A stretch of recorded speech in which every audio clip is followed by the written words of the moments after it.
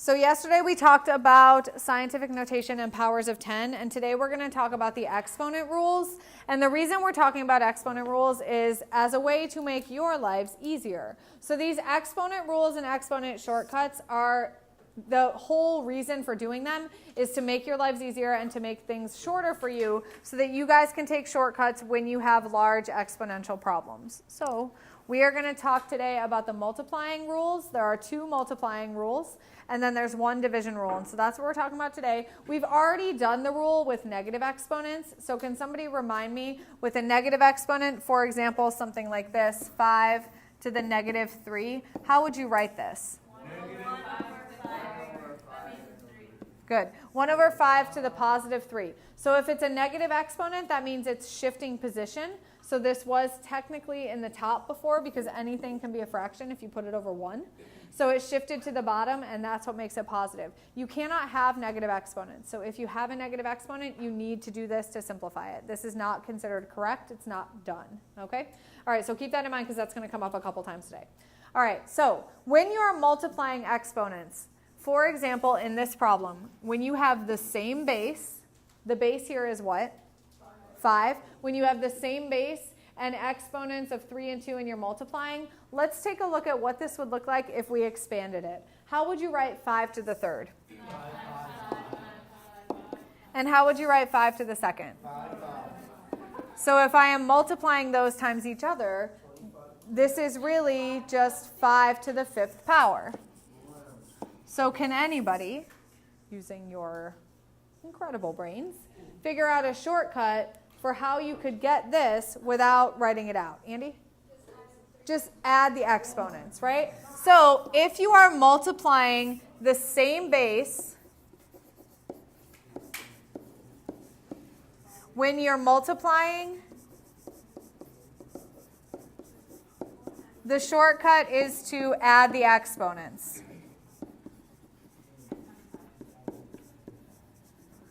All right, the shortcut is to add the exponents. So 5 to the 5th power. I am not going to ask you to figure out what this is. I don't really care. I trust that every one of you could take a calculator and do 5 times 5 times 5 times 5 times 5. That's not what I'm testing you on. I'm testing you on whether or not you can be more efficient and do it in a shorter fashion. So this is 5 to the 5th power. If you ultimately figured it out, you would find out that it is whatever 625 times 5 is. What? 3125? All right, good. That's great. And I trust that anyone with a calculator could do that. I don't care about that. This is what I'm looking for. Okay? So for this lesson, chapter, unit, you do not need to simplify further than that. All right? Just leave the base. So what would this be? A would be 2 to the 11th power. Very good. Okay? The base stays the same. The base is still 2. Could you do this if this were 2 and this were 3? Yes. No. Only if the bases are the same. So these rules only apply when your bases are the same. So in letter B, which ones can you combine? That's not true. The 4 with the 4, which would give you 4 to the 7th, because 2 plus 5 is 7. And then the 3's would give you what? Why is it 3 to the 4th? Good. It's a negative 2. Negative 2 plus 6 gives you 4. So your answer would be 4 to the 7th times 3 to the 4th. That's all you need to do. Could you do it and get a really big number? Yes, but you're not going to. All right? What about this one?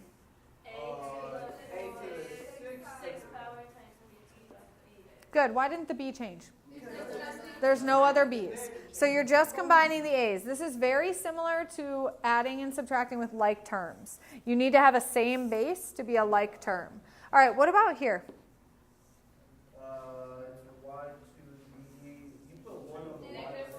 Jesse says you put a 1 on the Y.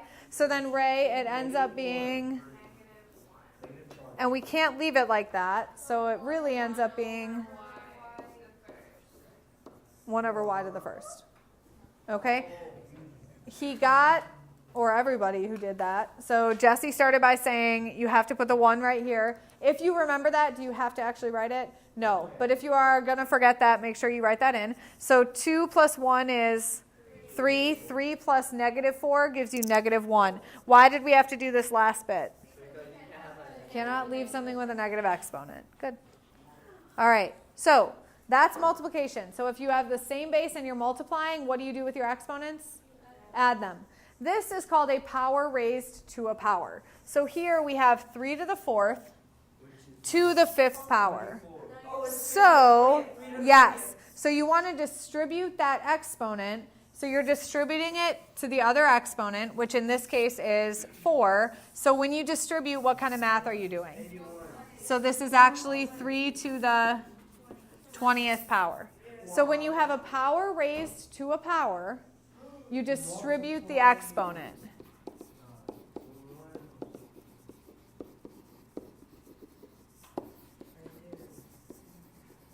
All right. That means, however, that you sometimes have to distribute it to multiple things. So let's say, for example, you have something like this.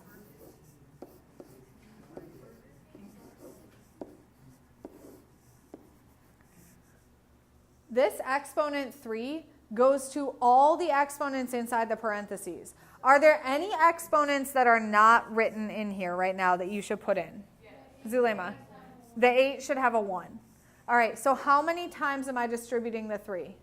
3 times. I distribute it here, and here, and here. So my answer ends up being 8 to the 3rd. Very good. Very good. Great job. 8 to the 3rd, x to the 6th, y to the 15th. Okay? Could you further simplify 8 to the 3rd? Yes? Do you have to? No. Okay, you could multiply 8 times 8 times 8, which is 64 times 8.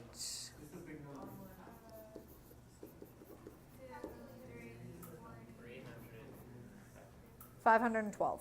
But you don't have to. Okay? So just leave it. Yep. All right, so what would A be? Good, 7 to the 12th. 7 to the 12th because 4 times 3 is 12, and your base is 7. What about B? Ah, yes, why 1? Anything to the 0 is 1. Good, anything to the 0 is 1. All right, let's look at letter C. What do you have to do first? Flip it. Hang on. What do you have to do first? The distribution part. So that gives you x to the... Okay, and now you have what? So what do I do with these? So now it's multiplication, so you add. Negative 8 plus 5 is negative 3. And then I can't leave it like this, so... All right, so let's back up. First we distributed, and you got x to the negative 8th. X to the negative 8th times x to the 5th. When you're multiplying, you add exponents. So I added negative 8 plus 5, which gave us negative 3.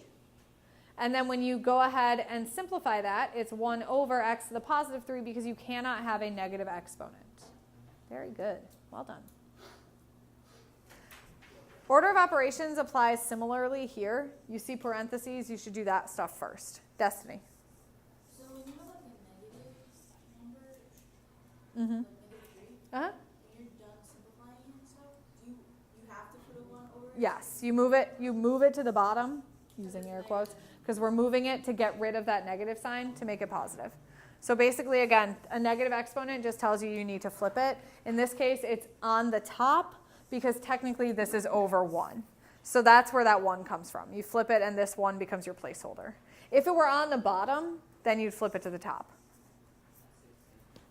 All right, before you move, hang on. Before you move to do these, if there's ones that are already simplified, that they're already done, just leave them. For example, number 23 is already as simple as you guys need to get, so just rewrite 2 to the 3rd. Okay, go do these practice ones.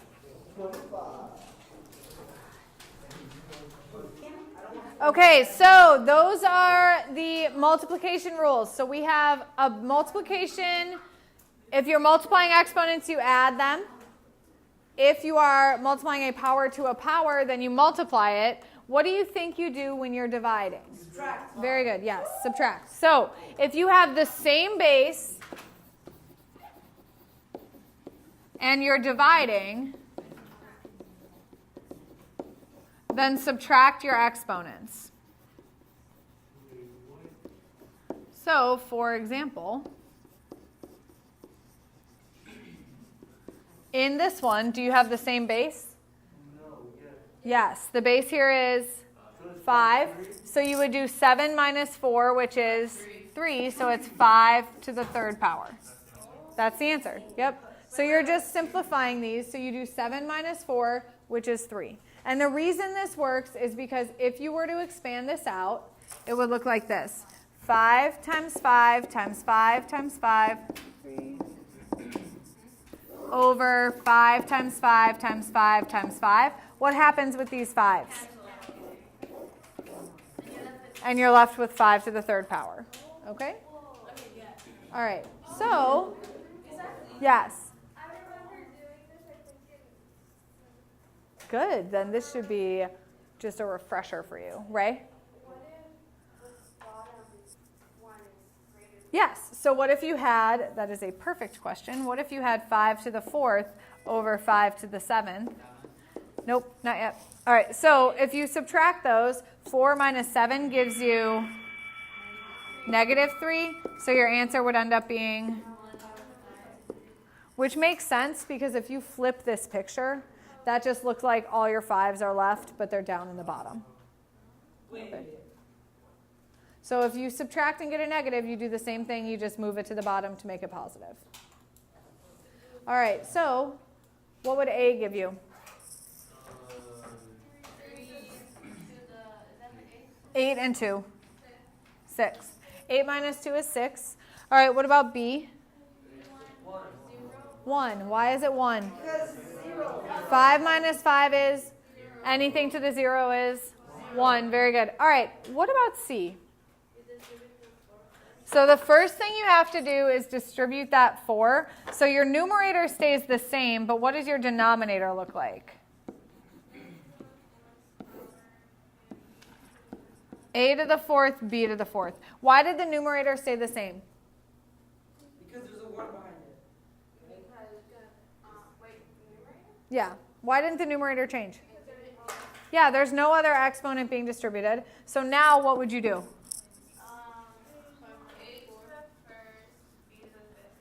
Where did those come from? 5 minus 4 is 1. 9 minus 4 is 5. Very good. So A to the 1st, B to the 5th. What if it had been like this?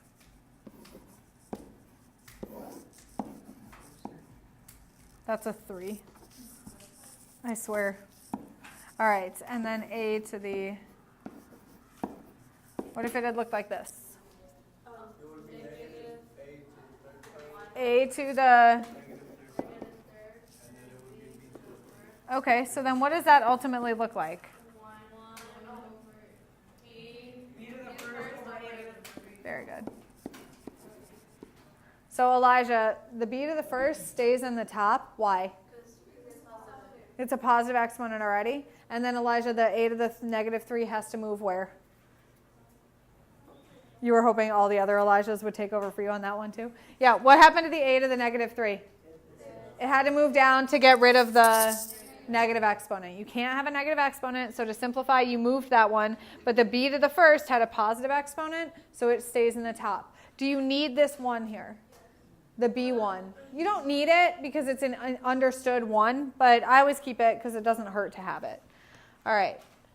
Okay, this will also work if you are multiplying or dividing in scientific notation. You're not going to see this a lot, so don't stress out about it too much. But essentially, when you have a problem like this scientific notation problem, it looks very complicated. It's not really that hard. Look at it like it's 2 separate division problems where you're dividing the like terms. So the 2 and the 8 are like terms because they're in the same position in the scientific notation. So you would do 2 divided by 8, which is what?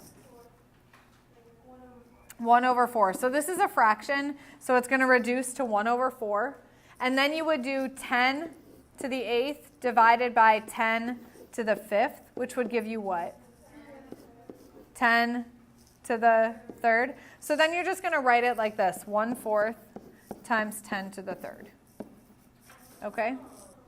So you're basically separating your scientific notation into 2 different parts. It also works with multiplication.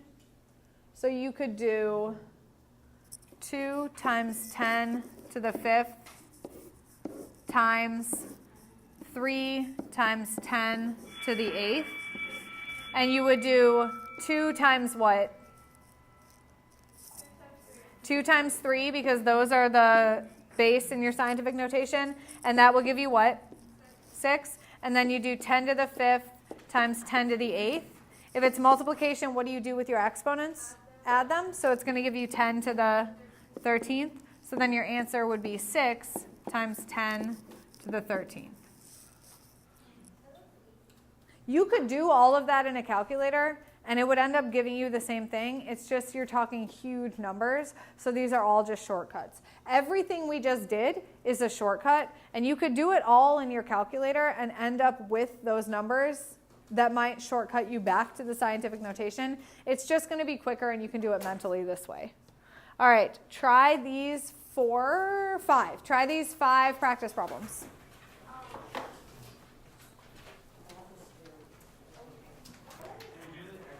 All right, so last thing. If you have a quotient, so if you have a quotient raised to a power, so for example, a quotient is any division problem, so we would call that a fraction also. If you have a fraction raised to a power, that power goes to the numerator and the denominator. So to simplify this, what would it look like? 2 to the 3rd and 3 to the 3rd, exactly. Could you do more with it? Yes, but I'm not asking you to. That's all I'm looking for. All right, so 2 to the 3rd, 3 to the 3rd. Now, what if... Why don't we distribute? You do. 2 to the, like, here. Multiply what? 2 times 3. Because that's an exponent. So it would be like 2 times 2 times 2. If you want to do that, you can. I'm just saying you don't have to. Yeah. All right. What would be different if it were this? You still distribute it, but then it's 2 to the negative 3 and 3 to the negative 3. So that means ultimately you're going to do what? 1 over. Not 1 over because you have a denominator. So 3 to the 3rd moves to the top. And then what's in the bottom?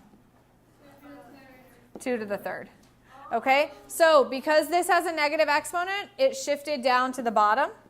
Because this had a negative exponent, it shifted up to the top. Remember, a negative exponent doesn't necessarily always move it to the bottom. It just tells you it needs to shift positions. Your other option is to flip first. So you could do this, 5 over 6 to the negative 5th. You can flip it first and make it 6 over 5 to the positive 5, and that would be the same thing. Okay, so it really doesn't matter. You can flip first or you can flip second. Either way, you would get the same thing. So a negative exponent, remember, doesn't always move it to the bottom. It just moves it. All right, if it is in the bottom, it moves to the top. Okay, so what would A look like? Good. There's nothing that moves here because all the exponents were positive. All right, what would B look like? Almost. 2 to the 3rd, x to the 9th. Perfect. 2 to the 3rd, x to the 9th, and then on the bottom it would be... Okay, so don't forget that just because it's a coefficient doesn't mean the exponent does not apply. Okay? If there's no exponent with the 2, what do you consider it? 1. A 1. So remember to distribute it to everything, not just the variables. Okay. That we already did. So then let's look at letter A. So it's 5, 3, Good. You just did a lot mentally there. What did you do, Jesse? Take us through it. Okay. What did Jesse just do? He did a couple steps mentally. He flipped it, and it became 5 over 2, which gets rid of the negative, and then you distribute the 3. So I'm going to do the same thing here. I flip it first. I think it's easier if you flip it first. So if I flip this, what does it look like? Over 3x to the third. So then what does that give you? y6 over 3 and x3. Very good. All right. So we flipped it. Oh, I just forgot. Yeah. All right. I would say the most common mistake I will see is people forgetting to distribute the 3 to the coefficient. So because of that, I would describe this stuff. I heard a lot of people saying, oh, this is easy. It's not difficult. The math is not difficult because we're not really actually doing very much math. But the hard part is just keeping track of stuff, which is true in most of algebra. All right, so for your exit tickets, I would like you to do just do the A's. Just the A's. Just the A's.